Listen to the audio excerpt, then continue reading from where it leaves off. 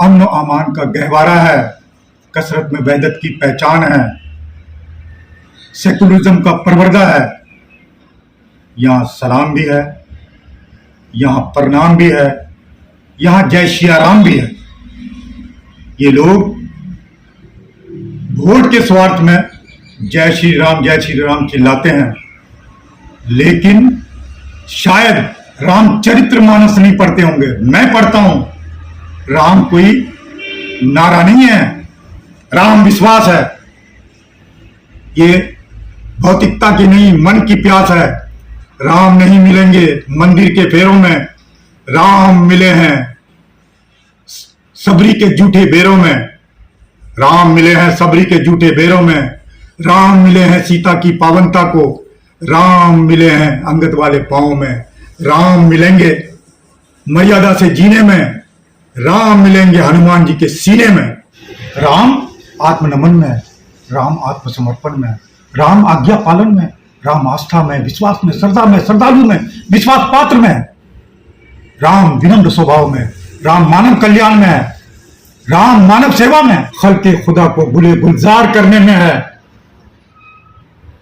राम प्रकृति के बगिया को गुलजार करने में है। यही हमारे पैगंबर मोहम्मद साहब का बुनियादी पैगाम है, यही कुरान का बुनियादी पैगाम है, सर्वधर्म संभाव। यही कांग्रेस की आइडियोलॉजी है, यही गांधी जी की आइडियोलॉजी है, यही हमारे राहुल गांधी का जीवन मार्ग है, हमारी बहन प्रियंका गांधी का जीवन मार्ग है। क्या खूब कहा है, क्या खूब कही है प्रियंका गांधी ने, राम सत्ता में नहीं सत्य में है। इसलिए अब मर्यादा पुरुषोत्तम श्री राम जी अपना घर का रास्ता, अपना घर का रुख राहुल गांधी की तरफ कर लिए हैं। अब यहां पे इंडिया की सरकार बनने जा रही है, राहुल गांधी प्रधानमंत्री बनने जा रहे हैं। कि नेक काम करना चाहिए जी, नेता को तो करना ही चाहिए।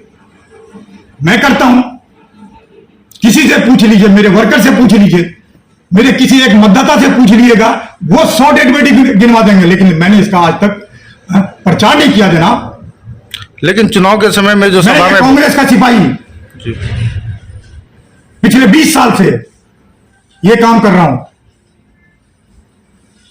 पिछले 20 साल से आप इतना दिन से काम कर रहे हैं, अभी तक आपने कितना बॉडी मंगाया विदेशों से, अलग अलग राज्यों से? सीमांचल की जो बदहाली स्थिति है, लोग पलायन करके दूसरी जगह जाते हैं, वहां पे डेट कर जाते हैं, उन सभी बॉडी आप बता रहे हैं कि पिछले 18 साल से आप ये काम में जुड़ चुके हैं। कितने साल से? सर मैं पिछले 20 साल से काम कर रहा हूं। मुझे एक एक जगह का पता है, दिल्ली हो, पंजाब हो, हरियाणा हो, लुधियाना हो, गाजियाबाद हो, फरीदाबाद हो, सोनीपत हो, पानीपत हो, चेन्नई हो, मुंबई हो, बेंगलोर हो, पुणे हो, महाराष्ट्र हो, लेह हो, लद्दाख हो, जम्मू हो, श्रीनगर हो।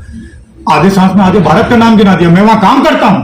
किसी को चोट लग जाती है, वहां मरहम लगाने के निशान पहुंचता है। किसी से 1 रुपया नहीं लेते हैं, कोई नहीं कह सकता है। जिस तरह से किशनगंज में जदयू विधायक अभी अनाउंस कर रहे हैं, बड़े बड़े वादे करके जा रहे हैं, क्या लगता है उसको पूरा कर पाएंगे? देखिए, वादे करते हैं, ये वादे ही वादे हैं। पूरा तो कांग्रेस किया है और कांग्रेस ही करेगा। लेकिन जो प्रत्याशी हैं वो कहते हैं 70 साल में कांग्रेस कुछ नहीं किया, उस पर क्या प्रतिक्रिया है? वो 70 साल का ही नतीजा है जो आज वो बोल रहे हैं। कांग्रेस नहीं होते तो ये बोलने लायक नहीं होते।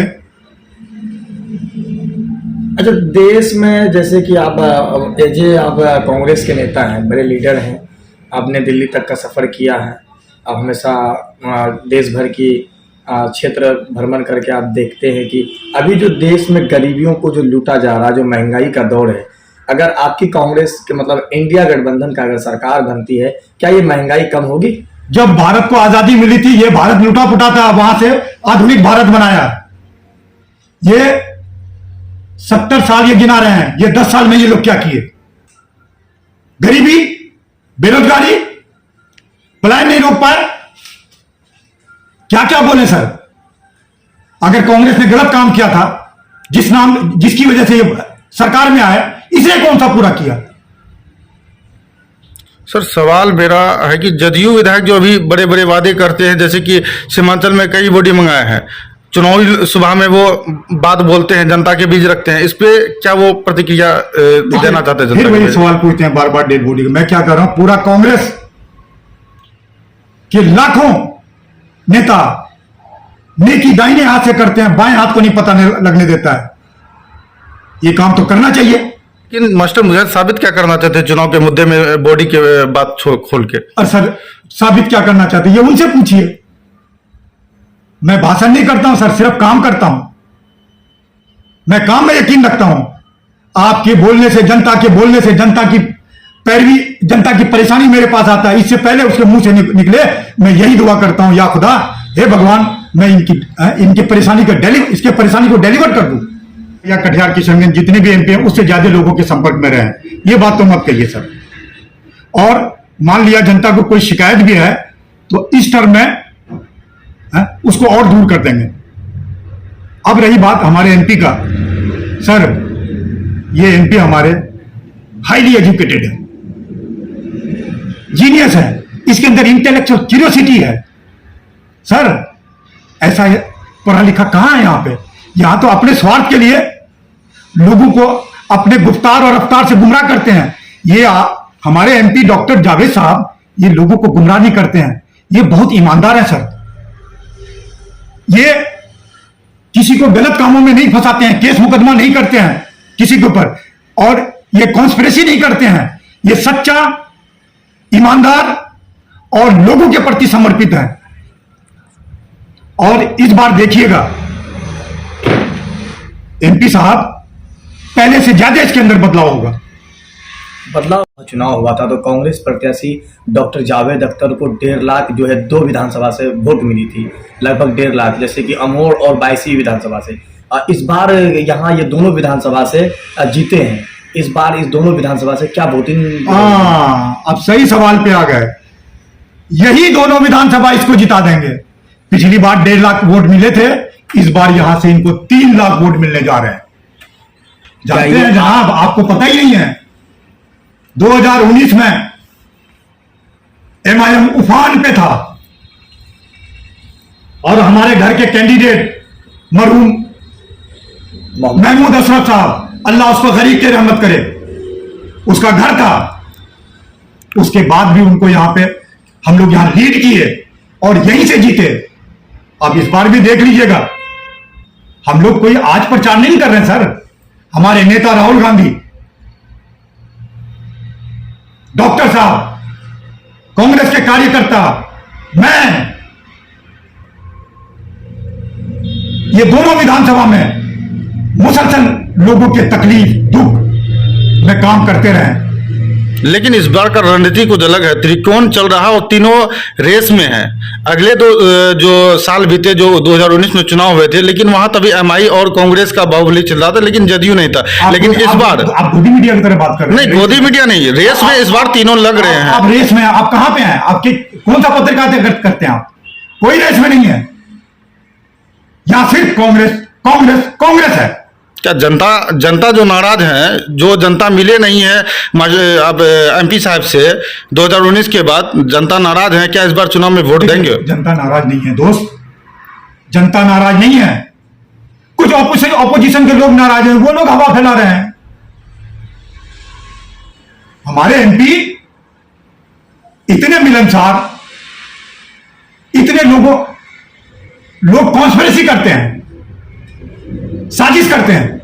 हमारे एमपी साजिश नहीं करते हैं। सबसे बड़ी बात, हमारे राहुल गांधी नेता की तरह, जैसे राहुल गांधी झूठ नहीं बोलते हैं, वैसे हमारे एमपी डॉक्टर जावेद आजाद साहब झूठ नहीं बोलते हैं।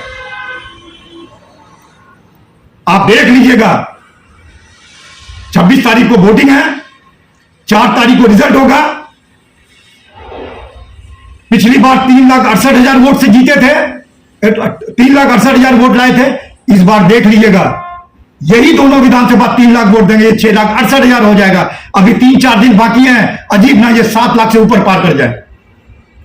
क्या लगता है केंद्र में जो मंत्री बोलते हैं कि 400 पार करेंगे इस बार मोदी जी? छोड़िए ना सर, जो है दिल्ली के पांव के नीचे से जमीन किसकी भी है सर? अगर मैं तो पता नहीं क्या होगा सर, अगर ईवीएम का मामला नहीं होगा तो ये 200 सीट से ज्यादा पार कर ही नहीं सकते हैं। दिल्ली के पांव के नीचे से जमीन निकली भी सर, जमीन खिसक गई है। दिल्ली साफ है, हरियाणा साफ है, पंजाब साफ है, हरियाणा, मध्य प्रदेश, खुद गुजरात, छत्तीसगढ़, दूर के ढोल सुनाने लगते हैं आप लोगों को। सर मोदी जी की सरकार नहीं बनने जा रही है, इस बार एनडीए की सरकार बनने जा रही है। राहुल गांधी पीएम बनने जा रहे हैं, हमारे रियल राहुल गांधी पीएम बनने जा रहे हैं। और किशनगंज पार्लियामेंट के अवाम से मैं अपील करता हूं, इसको इतना वोट दीजिए, डॉक्टर जावेद साहब को इतना वोट दीजिए ताकि वहां मंत्रालय मिलने में इनको कोई दिक्कत नहीं हो, ये मिनिस्टर भी बनेंगे।